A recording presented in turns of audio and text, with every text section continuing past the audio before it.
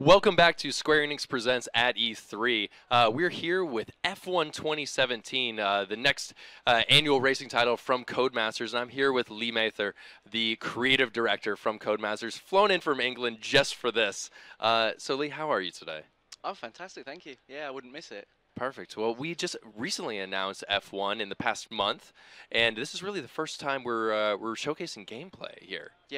Yeah, so we've got a few bits to show people today, give them a taster of what to look forward to in F1 2017. You're so modest. Well, yeah, there's plenty to talk about, So that kind of brings us into things with F1, because obviously this is a sports style. This is based off the real world sport of F1 and the annualized circuit and championship every year for the sport in general. And F1 is the official license. F1 2017 is the official licensed F1 game. It is, yep. So since 2016, there have been a lot of changes in the sport. So can you walk me through a little bit of those changes? Yes, I mean, probably the most prominent ones have been the width of the tyres and the width of the actual cars themselves increased, which obviously has also increased the weight of the vehicles. So the physics has had a total overhaul again to accommodate that. So the balance between the aerodynamics and the tyre grip is now very different. The behaviour of the car is very different, and it makes for a different on-track experience as well. Perfect. I know that you guys take obviously the physics and everything, since this is a simulation, very seriously. So when things like that affect the grip and the the tires on the track are changed in the rule set, how do you go about from a development process? Is it do you meet with the individual teams to get their feedback? Talk me through how you develop to make this as true to life as possible. So, I mean, we start off with, we know what the rules are that the teams have to build their cars to. So that's a really strong starting point. You know, we know how wide a tyre is, we know how heavy a car is, we know sort of roughly the weight distribution. And then we'll scrutinise the footage, we'll watch the tests, we send the guys out to the tests. I mean, one of our lead handling guys, David Greco, went out and actually stood at the track at Barcelona and watched the cars and listened to the way they change gear and looked at how they change direction, because that's a large part of it, is how you see that car handling on the circuit. You know, we replicate that in the game. Perfect. And F1, for those not familiar, obviously is the fastest sport in four wheels. Yeah. And this is, you replicate that true to form with this. So let's go ahead and show some gameplay here. Lee is going to take us through a couple of the tracks. Last year was a big year. Like I said, 2016 changed a lot. You added, as a sport, they added Baku and Azerbaijan, which has some of the longest straights in all of F1. Yeah. So this year, what can fans look forward to? So, I mean, obviously last year, probably the biggest thing we did was the overhaul to the career. You know, it was absolutely enormous. So while I talk about that, I'll get a 2017 car on track, because I think people will want to see that go round. But you mentioned 2017 car on track, because in F1 2017, you guys are doing something new. We are. So I'll start with the overhaul to career this year has been to firstly address some of the things that the fans really wanted last year. So first up, I mean, you would have seen there that I'm playing as a male avatar. You know, we've added female avatars to the game this year. So because we do have a lot of female fans who love the sport and they want to play the game. So, you know, that was something we always wanted to try and do, and we've managed to achieve that this year. So there's no hard rule in F1 as a sport that there are no female drivers, is there? No, and there's been female test drivers up to now. And I'm sure that it's only a short matter of time now before one of them actually makes it into the sport, you know, fully. So that was just one of the things we wanted to do to give people more, you know, attachment to the game. And then obviously last year we had a really in-depth career. You know, it was a 10-season career with a really nice R&D system in there, where the player took part in practice programs to earn R&D points to improve their vehicle. So you mentioned kind of the dedication of Codemasters fans and how much they play these games and at what length. Last year we had a 10-season career mode that people, or 10-year career mode that people could play. The R&D system is so intricate. It's almost they're almost RPG, like significant RPG elements. Yeah. So this year, last year was quite a linear system. This year, it's very much an R&D, a very wide-ranging sort of skills tree system almost. So the player can choose the path that they take the car. So it's a case of, you know, you can start working on a certain area and then you'll hit an upgrade that's obviously going to cost you significantly more to develop. But also upgrades can fail. You know, they're not necessarily guaranteed to be successful. So that's where the player can also look at improving areas of the team so that the R&D upgrades are delivered either earlier or you know, with a level of reliability that they might not have had previously. So it gives the player a really totally open experience with that, and they can take a team from the bottom to the top, and they can do it how they choose to do it. Speaking of coming from the bottom to the top, I know that HAAS was a new team last year, an American team. Where do you see the standings this year as a sport, and how does that influence and how does that affect the actual game when you're able to play it in August? I think the most noticeable thing this year is that Ferrari are really competitive. It's brilliant to have two teams really mixing it up at the front, and also the Red Bull team. They're traditionally been very, very strong. The car's obviously a great chassis. They still are developing the engine further. I think it's only a matter of time before we have 3 front-running teams. The difference in the midfield is that everybody's really closed up. The racing in the midfield is incredibly close, and that's something that we replicate very closely in the game. We spend a lot of time scrutinising the results, looking at the lap times, looking at the placements, and we replicate that in the game. Well, there are obviously fans that want the simulation, that want to be able to play and simulate the season, the real sport. But for those that want to just enjoy the exhilaration of racing, but want to do it in another way, are there ways that they can experience tracks outside of the way they would normally see them represented on TV? Yeah, so I think there's quite a few things we've done this year which will mix the experience up a little bit for players. So I think obviously the first one and the most obvious one is that we've introduced some classic cars to the game, some absolutely iconic cars from the world of Formula One. We've got obviously the 2010 Red Bulls in there at the moment. We've announced that. We've got the selection of Ferraris, and the player can use that content in so many different ways. Well, we just announced a new car today, right? We announced some Ferraris today, a selection of Ferraris that are going to be in the game. And what we wanted to do with the classics was, we know how much everybody plays the career. We know how important that is to people, and they don't want to take part in the career and then have to leave that part of the game to go and do other things. They want to be bettering and improving their career. So the classic cars are also featured throughout there. So as last year we introduced 2 characters to the game who lead you through your career. They deal with your contracts, they deal with your R&D. We've now got a guy who's a bit of a rich guy. He swans into the hospitality, and he's got an air of sort of confidence about him, and he's a guy who owns a selection of classic cars. And what he does is he comes and invites you to drive his cars, on weekends where there's no races, and is to go and take part in different types of racing, different styles of racing. So it's very much like modern day, sort of a Goodwood Revival, Goodwood Festival of Speed style event. He'll invite you to either do like a pursuit where you have to chase down slower cars in a really fast Formula One car. So essentially you guys added story mode elements to have the classic cars make sense within the overall.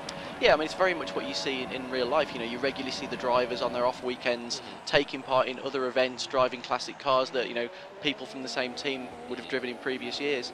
So we wanted to make that a big part of the career. It impacts on your perception with the team, it impacts on your how the fans perceive you. So obviously your overall rating in the team can be affected by how you perform in these events as well. Well, the track looks gorgeous. You've done significant improvements even from last year.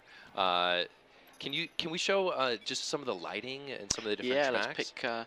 So something which you can see here as I flick through these menus, which I'll highlight, is that there's a Bahrain short there. So in order to really make great use of some of this new content we've got in there, we've also added in some short circuit layouts to mix things up a little bit.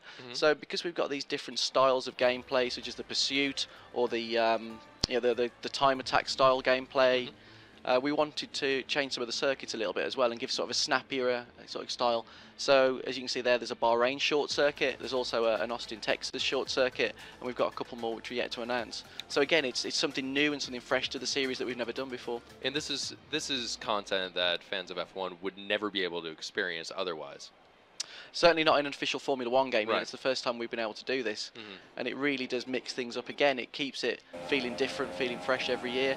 And also they can use the classic content outside of the career as well. So you can use it in time trial, you can use it online, you can use it in the Grand Prix mode. And what we've done to allow the players to really get the most out of them, in online games, for example, they can run any of the classic cars. There's no team structure in that anymore. So instead of having to worry about 2 people driving the same car, you can actually have a whole grid of the same car if you choose to do so. And we create different styles of racing with spec racing, so it's all the same car, or racing classes within races. So there's 2 classes. So there's the super fast guys in the C1s and the slightly slower cars in the C2s. So you can use all of the classic content together on track at the same time and get a different experience. Now, obviously, you have the driving line on right now, which is kind of an aided assist to help you along the track. In the last year, you were using gates as a training mode to train around laps. Is there any more content like that to help maybe ease new players into the game? Or So the gates were used in the practice programs last year, and in one of the new game modes, which I will happily show you now, we've actually got a slightly different application for them, and this is one of the classic challenges, which will be available throughout the career, but also can be played outside of the career as well. So you can go back and replay them and try and do better, or experience them again. So I'll show you how that works now. So Championships is a new feature in the game, which we're going to talk about post E3. Okay. But at the moment, these are just two of the challenges that the player will be able to experience. They're set up to be a little bit easy for the show, so people can get to grips with the game. So there's a checkpoint challenge, and this is in the 2010 RB6. So this is something different, something we've never done before in the game. This is in the Red Bull, yeah. Yeah. Perfect. So I mean, the audio for these is something that we've thoroughly enjoyed listening to. So I sit not far from the audio guys, and they're forever coming over and going, "You've got to come in and hear this. You've got to come in and hear this." And they'll play me a video of the reference stuff that they've got to work from, and then they'll play me the samples, and then they'll say like, "Right, this is the final mix." And we've been stood there, and it's sort of the hair on your arms standing on end. It's just absolutely scintillating. Because you guys obviously take huge pride in creating this as realistic as possible, from the sound to the track layouts to the lighting, everything from the individual grip on the tires in different weather conditions. Yeah. Everything from the view when you're setting up. You mentioned the Paddock, car here. That's something that was, correct me if I'm wrong, that was first brought into the game last year as like an individual environment. Yeah. So you're continuing to expand on that to offer that, but sorry. Yeah. So I mean, back as you say for the Paddock there. So people love the world of Formula One, not just the on-track excitement. Right. There's so much glamour, there's so much glitz that goes on away from the circuit. And last year we built the environments for the the agent to work in and for the R&D guy.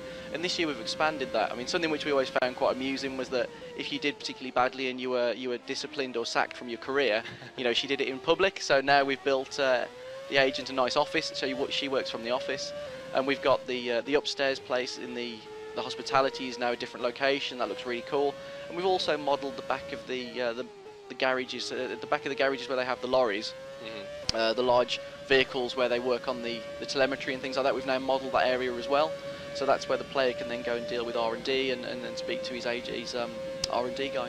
So you were mentioning that obviously there's a huge amount of kind of a manager metagame within this. There's obviously the racing component, and then there's a managerial aspect of you have a team, you have a career, you have sponsorships that you have to maintain, and if you don't perform for those individual teams, then they can drop you as a driver. Yeah, and you could end up looking for a drive with a lesser team, or you might look in and somebody might actually have quite liked how you're performing, and that's something that you can really pay more attention to in this year's game. You can actually follow your performance with the other teams as well, so you can see who thinks you're doing well, who's gelling with you, and so you might be looking for a drive for Ferrari, and you can see that they're not interested in you as you're doing at the moment. So yeah, their requirements might be slightly different. So you've switched between a couple of different camera views here. This is obviously the kind of the head cam, the in-cockpit. I'm trying not to make you toggle between them as you're taking a corner. But yeah, can you walk me through the different camera views that you can do, and then we can talk about the different wheels that support.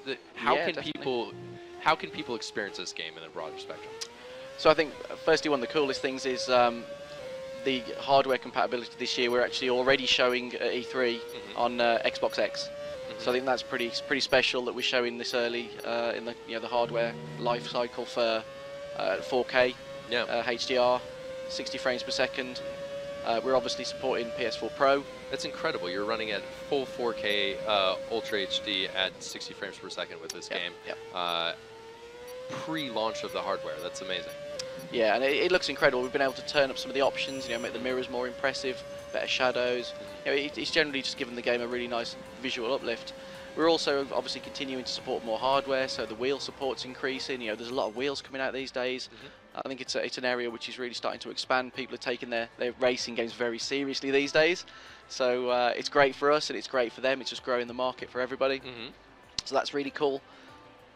So as you saw there, that was one of the little bite-sized challenges that we've set up, and these are the things that you'll get invited to do throughout the career. Okay. But also, you can go and challenge yourself and do them separately as well through the championships. Now, what's your reward for doing these individual challenges then? So during the career, it will feed into how you're perceived by the other teams, and also it'll give you R&D as well in some way. So depending on what you're doing, the team can always gain some sort of information, and it will give you a little boost to help you, better your team and better your standings.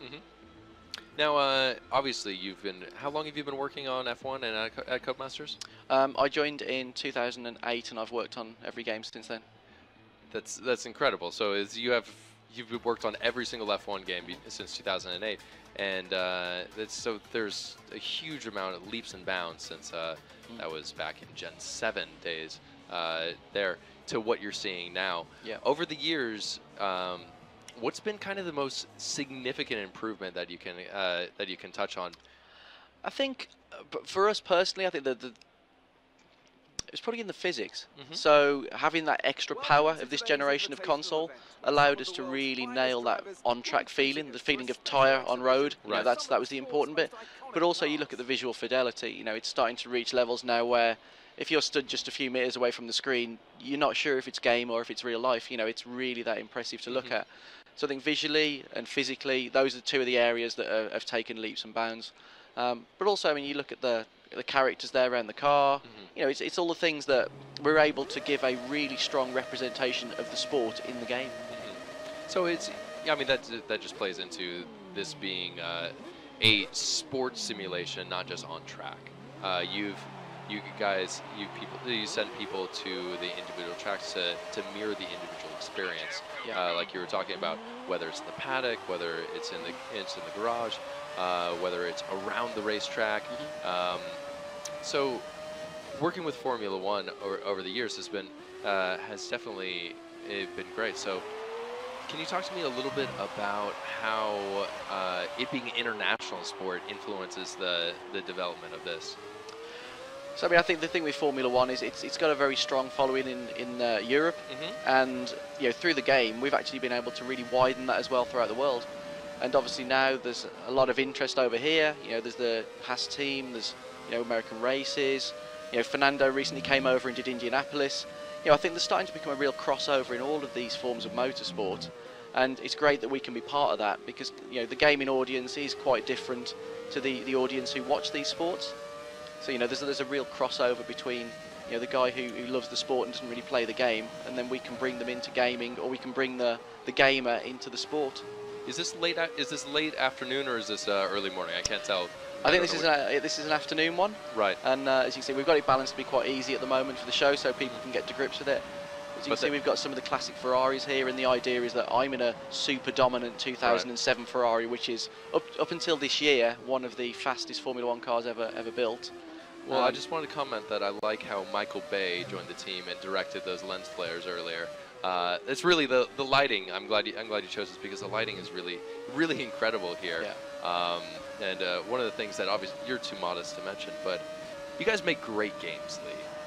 F1 2016 was a mid-80s Metacritic game. Yeah. It's the highest rating F1 game that I think you guys have ever released. And it's just from the initial looks, initial impressions, you're just building off of that and creating more and more content in 2017. Oh, definitely. And as you remember, last year we started with some real community feedback. We got the guys in nice and early. They gave us a lot of feedback on what we were doing. We did that even earlier this year. We managed to collate loads of really strong feedback on areas that they felt passionate about just as well, as much as we do. So that's given us the opportunity to finesse the game even more. So talking about building a deeper career, we've added in this year the ability to manage the engine and gearbox. They're such a major component of the sport. It's something we're hearing so much about this season. And we break the engine down into the different components as well, so that the player has to manage certain elements of the car. So it might not, it might not be a complete engine failure. It could just be one particular area. So we give the player that whole. It's like a management mode within the game as well. So we've talked about it being a simulation a lot. We've talked about how true to life, how true to form this game is. But take it from the other side. If I'm a novice in the world of F1, how can this game bring me into the world, bring me into the allure of how sexy these cars are and how fast the sports are and everything. So I think you can probably see from, I'm chatting away to you, and I'm still happily getting around the circuit. I've got a degree of assist on at the moment. Well, you just mentioned you've worked on the game for 9 years. Yeah, I could maybe play it in my sleep, but I'm not particularly paying much attention to what I'm doing here with it on the track. And right. yeah, the assists are really helping me make those corners. They're really helping me to brake for them. But also we've got the little tutorials in the game as well. And when you first start playing the game, your initial experience has button prompts to help you learn what you're doing as well. It's because there's an element of people who, like I say for example, somebody like my dad who loves the sport of Formula One. He might want to play the game, but he's not a gamer. And we want to be able to enable him to enjoy it just as well. Perfect. Let's have a quick look at the replay. We'll take a look at some of these beautiful classic cars. All right. So can you walk us through what all cars we're going to see on screen here, if you don't Oh, mind. you're going to challenge me now. So the player's driving the 2007 Ferrari. There's the 1992 Williams, and then somewhere in there I think there's a 2002 and a 2004 Ferrari, I believe. I struggle with those two. I can't challenge you on that information, so I'm going to take you at face value. But yeah, the game looks absolutely stunning, stunningly. This is we're actually really close to launch. We're coming out on August 25th. August 25th, yes. And it's a worldwide release, yes. And that's right between two different GPs. Yeah, I mean it's always a great time to release the game. Yeah, there's always a great window where the excitement around the sport's really good. And people, we traditionally look at the stats and you see people always jump straight on the game after the race as well. Right. So we can see there's real spikes when it becomes really popular. So we're getting so much great support from the teams as well. They're always tweeting about our game. We're always following those guys. And there's a real feeling of the sport's really on the up at the moment. It's getting very exciting. So Lee, you just mentioned that this game comes out in the middle of the F1 season. So how do you update because there's rule changes, there are different things that happen mid-season, there are team changes. How and when do you keep this game, since it is a simulation, it is a real life license game, how do you keep that current? How do you update post-launch? Yeah, so what we'll do is we'll keep an eye on the performance of the cars throughout the season, and if there's any major changes, those are things that we'll certainly address. Right. And also, you see the teams regularly change liveries or make changes to the physical, attributes of the car, the model of the car, and those are things that we can patch in, post-launch over the course of the rest of the season. Like we did last year, we want to try and keep the game relevant for as long as possible, make sure that the player's experiencing what they see when they watch the sport on TV. So if Ferrari decides that they're just not going to have their engines work very well anymore, you can nerf those cars essentially in game. We could adjust performance. We would never touch reliability, so that's something that's in the player's hands. That's how they manage things. It's entirely up to the player. If they've got engine problems, that's their problem. That's how they've managed things. They've not developed the right part of the skills tree, for example. Right. Maybe they've not worked hard enough on the reliability. Maybe they've concentrated too much on another area. I was going to quickly rewind back and just highlight a bit of a beautiful classic. There it is. So we've got the McLaren. Right. There's the McLaren MP44, and what we've done for that as well, we've added support for a H pattern shifter and clutch as well. That car was a old school, hardcore driven, in that way. So we wanted the player to be able to experience that as well. Very cool. And this is actually that 44 is part of the Legacy Edition. So that's the DLC. It's not DLC. Sorry, that's the pre-order car. Right, exactly. So if you pre-order the game, you'll get access to the MP44. Yeah, so for all physical formats, that is in the Day 1 edition. If you pick up the game on Day 1, you will receive this additional car. Yeah, and all 12 classic cars, minus the pre-order car, are all on disc. You'll have all of the cars from the beginning, so all 11 teams will be there, plus the McLaren, obviously, if you pre-order. So very cool. Well, this has been F1 2017. Lee Mather over from Codemasters showing off the game. It's coming out on August 25th for PS4, Xbox One, and PC. Lee, any parting words before you leave it for all the fans of F1 across the world? I mean, I'd like to thank everybody for the reception we got last year. 16 did so well. It's given us the standing to build, something even bigger, something even more exciting, and that's been really exciting for us. It's really given us all a great boost. The sport this year, 2017, the cars, that's totally different for us. But bringing in the classics and integrating them into the career in the way we have, I think is something different. It's something unique. It'll really give the players something to get their teeth into. All right, perfect. Well, thank you so much for tuning in. We're going to take a quick break, and we'll be right back with Kingdom Come Deliverance here on Square Enix Presents.